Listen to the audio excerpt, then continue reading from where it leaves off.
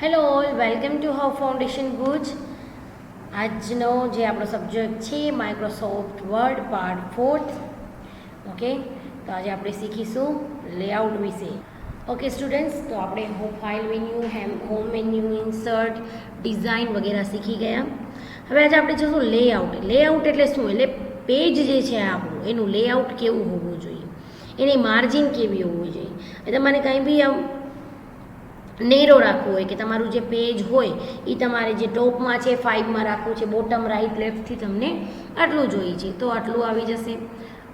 તમને થોડું બ્રોડ જોઈએ છે તો આ પ્રકારનું આવી જશે. પણ તમારે જરા મોડરેટ મોડમાં રાખવું છે તો તમારે અહીંયાથી મોડરેટ ચાલુ થશે. ઓકે, તો તમને ખબર પડશે. પછી આવી રીતના ઘણા બધા એના લેઆઉટ્સ હોય છે પેજના, તો તમે અહીંયાથી ગમે તે તમને જોતું હોય એવું તમે અહીંયાથી જે લેઆઉટ છે તમે એ ચૂઝ કરી શકો છો. તો મારે તો ફર્સ્ટવાળું જ જોઈએ, તો અહીંયા આવી રીતના કરીશ.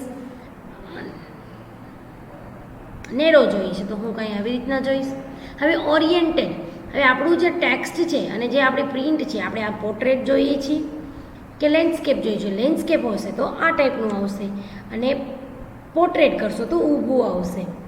અને સાઇઝ, તો સાઇઝમાં લેટર સાઇઝ છે, તમારે કયા સાઇઝનું જોઈએ છે? તો મારે જાણે કે A4 સાઇઝ જોઈએ છે, તો આપણે A4 સાઇઝ લેટર સાઇઝ જોતી હોય તો લેટર સાઇઝ, તમને જે પ્રકારનું તમારું ડોક્યુમેન્ટ તમને કરવું હોય એ પ્રકારનું એ સાઇઝ તમે શું કરી શકો છો? ચૂઝ કરી શકો છો. કોલમ્સ, હવે કોલમ્સની અંદર હવે તમને બતાવું કે આ સ્ટોરી જાણે મેં લખી છે. હવે લેઆઉટની અંદર કોલમનો આપેલો હોય છે. કોલમ્સની અંદર તમે એક કોલમ 1 2 3 લેફ્ટ રાઈટ શું જોઈએ છે? તો તમારે જાણે કે આ જે મારે ટેક્સ્ટ છે, તમે કંઈ પણ ટેક્સ્ટ લખી લીધું હોય એના પાછળ તમારે સિલેક્ટ કરવું જ પડે. સિલેક્ટ કર્યા પછી જ તમે કોઈ ઇફેક્ટ આપી શકો, એનાથી પહેલાં તમે કોઈ ઇફેક્ટ આપી શકો નહીં. લેઆઉટમાં ગયા, અહીંયા કોલમ્સમાં ગયા. કોલમ્સની હવે આ 1 પેરેગ્રાફમાં તો છે જ, મારે હવે 2 પેરેગ્રાફમાં જોઈ છે તો 2 કોલમ્સ કરી નાખીશ તો મારી સ્ટોરી કંઈક એનો જે લુક છે કંઈક આવું આવશે. અને નથી જોતું મારે તો વળી પાછી 1ની અંદર તમે કરી શકો છો. તો આવી રીતના કોલમ્સ પાડીને પણ તમે તમારું ટેક્સ્ટનું જે લખાણ છે એ કરી શકો છો. હવે લેઆઉટની અંદર સ્પેસિંગ વિશે શીખી લઈએ.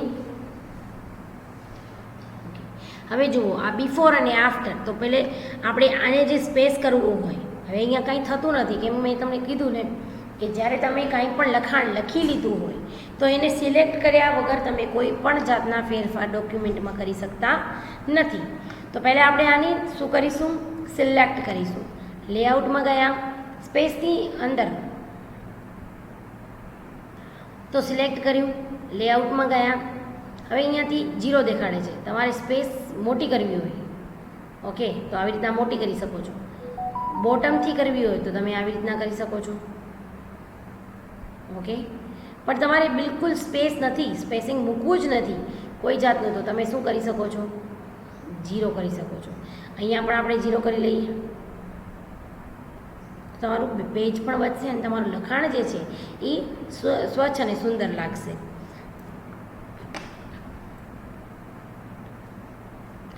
હવે લેઆઉટની અંદર આ બધું શીખી ગયા. હવે આપણે રિફરન્સની અંદર વધારે કાંઈ નથી. હવે રિવ્યૂ વિશે શીખીએ.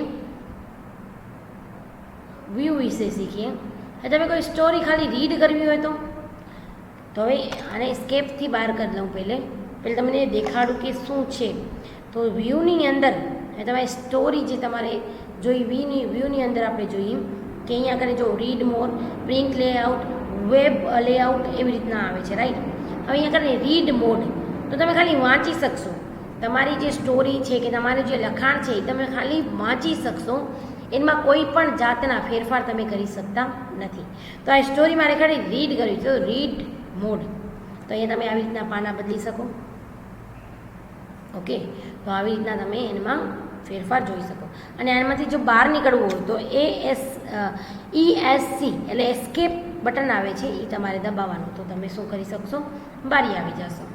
હવે બીજી વસ્તુ કે વ્યૂની અંદર મારે કંઈક જે વેબ લેઆઉટ, એટલે વેબમાં કેમ આપણે વાંચતા હોઈએ છીએ કે એક પિક્ચર આવે ને પછી સ્ટોરી આવી રીતના વેબ, તો વેબ લેઆઉટ કરીએ તો કંઈક આવી રીતના તમે એનામાં ફેરફારો જોઈ શકશો.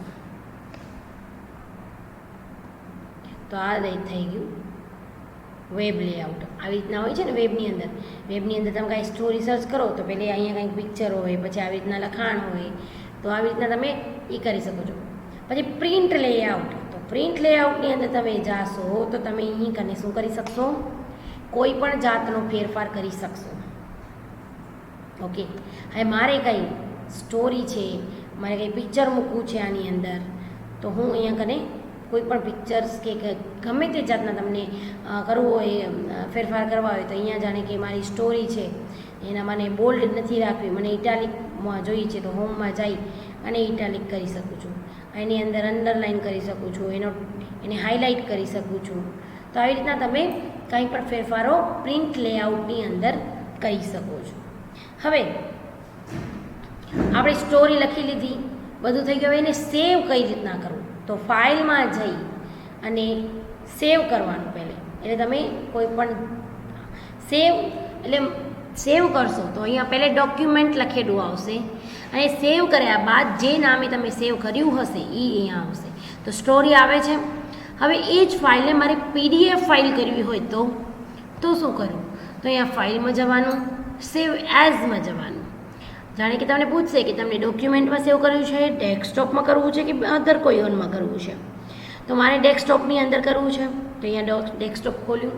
એ સ્ટોરી છે તો મેં story of the king, okay, અહીંયા કિંગ કરી નાખ્યું. સેવ એઝ ટાઈપ દેખાડશે, તો અહીંયા સેવ એઝ ટાઈપની અંદર PDF કરીશ અને પછી એને સેવ કરીશ. એટલે તમારી જે વર્ડ ફાઇલ છે એ PDF ફાઇલ થઈ જશે. અને તમને કેવી રીતના ખબર પડશે કે આ PDF થયેલું છે, તો જો આવી રીતના પેજીસ આવી જશે. ઓકે, અને જ્યારે તમે બેક જશો, ઓકે, હવે જાણે કે મેં ક્લોઝ કરી નાખ્યું, આ બધું ક્લોઝ કરી નાખ્યું, મારે ક્લોઝ કરવું છે, આ પણ મારે ક્લોઝ કરાવ્યું. તો સ્ટોરી ઓફ અહીંયા દેખાય છે, આ ટાઈપનું આવી જશે. તો તમારે સમજવાનું કે આ મારી PDF ફાઇલ છે. ઓકે, તો વળી પાછા આપણે વર્ડની અંદર એન્ટર થઈએ. સ્ટાર્ટ બટનની અંદર તમને વર્ડ અલગથી એપ્લિકેશન જોઈ શકો છો. તો અહીં આપણે બ્લેન્ક પેજ સિલેક્ટ કરી નાખીએ, અથવા તો સ્ટોરીવાળું જે આપણી ઓલરેડી લખેલું છે એ આપણે સિલેક્ટ કરી, કાંઈ રહી ગયું છે વ્યૂમાં આપણે બધું જોઈ લીધું. રેફરન્સમાં કંઈ એટલું ખાસ નથી, લેઆઉટ છે, ડિઝાઇન છે, ઇન્સર્ટ છે. અને તમારે પ્રિન્ટ કરવું હોય તો તમારે શું કરવાનું, અહીંયાથી પણ તમે પ્રિન્ટમાં જઈ શકો છો. તો પ્રિન્ટની અંદર તમે પ્રિન્ટ પ્રીવ્યૂ જોઈ શકો છો કે તમારું જે પેજ છે એ કેટલા પેજ છે, એની અંદર પ્રિન્ટની અંદર કેટલા પેજીસ છે, તમને કેટલી કોપીઝ જોઈએ છીએ. Microsoft print to PDF ready છે. પછી ઓલ પેજીસ હોય તો ઓલ પેજીસ છે. પછી આ જે પ્રિન્ટર હોય તમે એ પ્રિન્ટરને અહીંયા સિલેક્ટ કરી શકો છો. પછી બોટમ કેટલું છે તો એ બધું તમે અહીંયાથી જોઈ શકો છો. અને બીજી મારે એક વસ્તુ કહે છે, હવે આ તમે આ જોઈ શક્યા છો રૂલર, રાઈટ.